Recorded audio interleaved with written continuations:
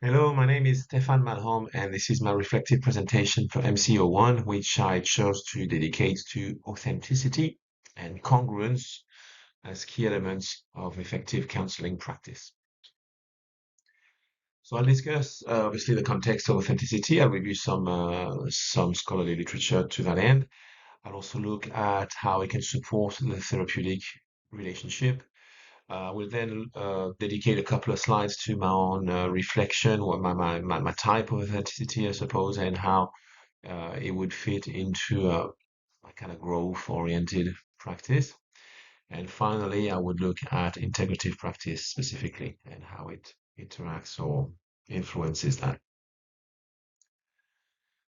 Authenticity, I think we all have a pedestrian, I guess, everyday idea of what it means. It's an intellectual and emotional honesty, so a certain form of integrity and openness to share it in full awareness and presence. We all know authentic people, and they have oftentimes a sort of positive influence in our lives. In counseling, though, authenticity, in my view, is not just I say what I think. It must become client-centered and relational, caring and supportive in intent. This is not obviously about calling it as it is or any kind of tantrumy, judgmental things like that. It needs to be shaped in I guess, in the intent, in the empathic intent and caring design of the counseling of the specific needs of the client. When I look in my life, I had two therapists 20 years apart.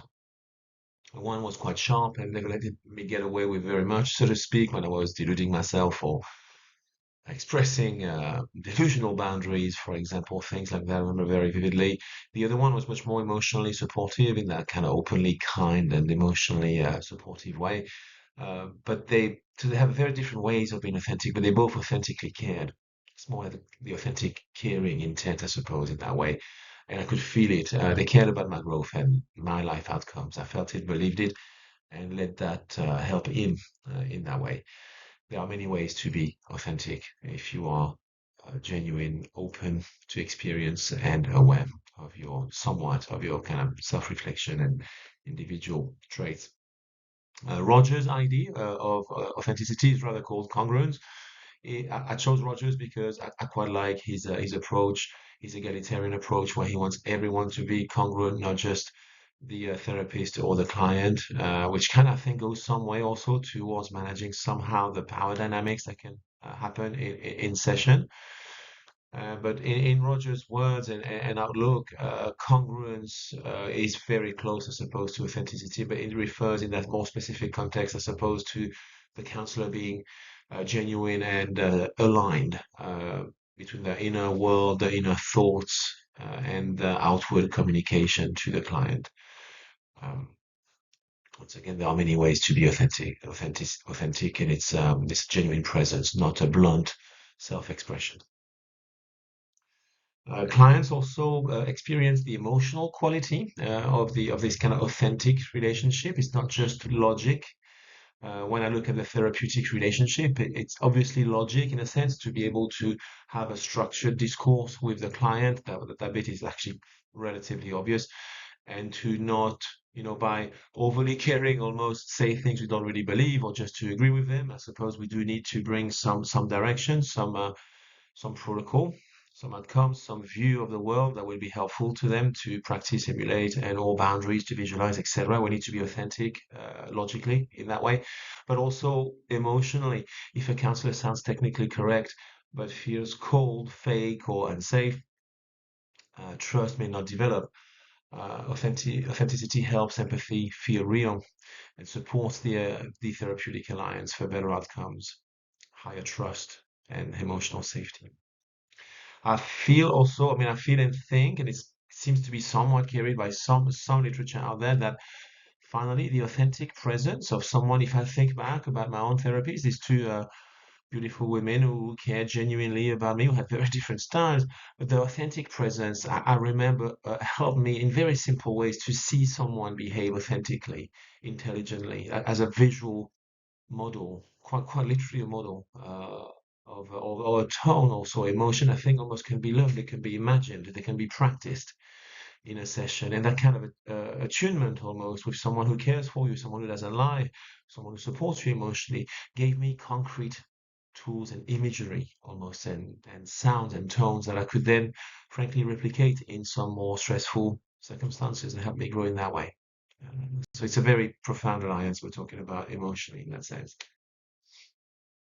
I thought I would cover quickly, obviously, some of the other major frameworks that, and notice, I suppose, how they all refer authenticity either as a key outcome or a key requirement for therapy. We talked about PCT and Rogerian approach, but it's psychodynamic also. I mean, I know very well that a Freudian analyst doesn't talk very much, but they need to be able to provide this authentic, caring, and unbreakable safety to their clients so that they can share the innermost intimate details with them. Obviously, in Gestalt, it's kind of baked in. It's in the DNA almost of the approach to be authentic, immediate, very much in the very here and now.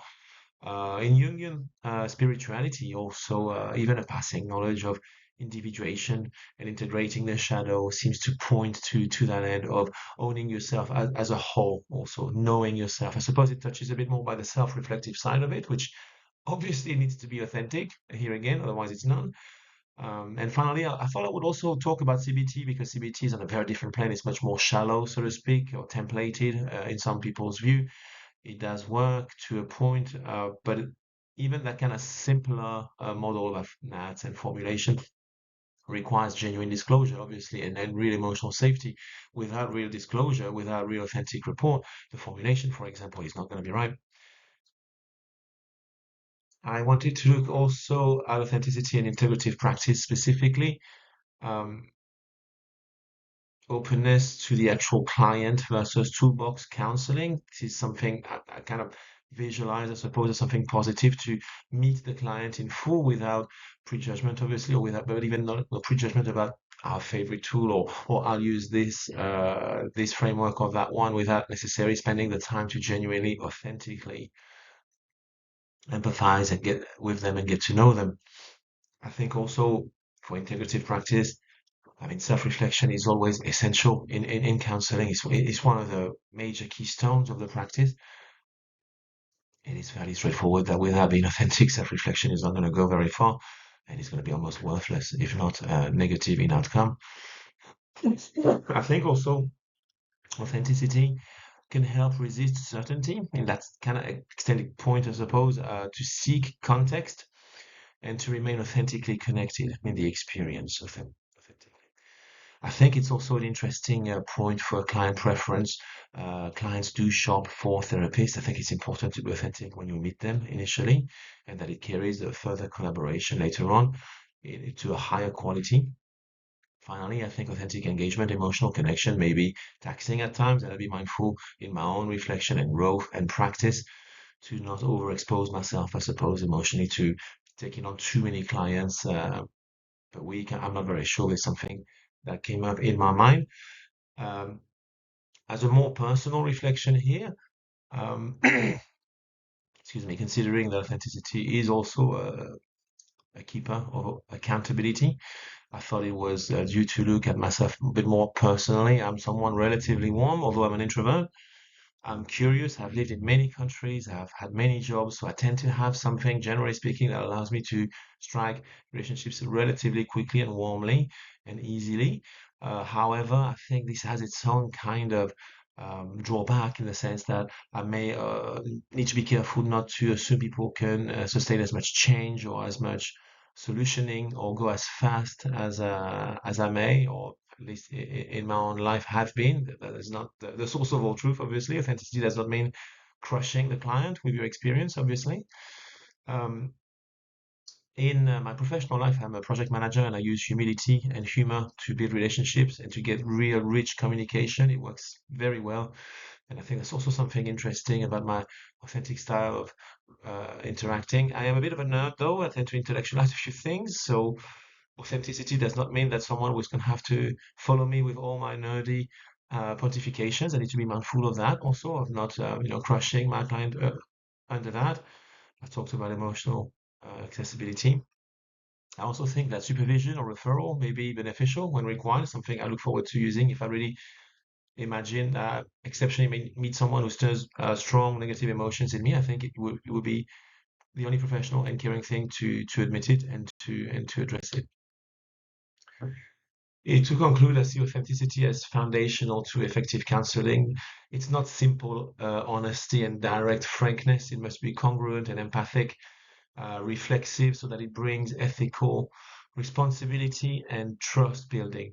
Authenticity supports trust because the client experiences the counselor as real in my mind. It supports presence because the counselor is not hiding behind a mask or a rigid model. And it's not a fixed trait, I think it's an ongoing practice developed through reflection. This is the counselor I want to become: authentic but not blunt, reflective but not distant, empathic but not performative. Thank you.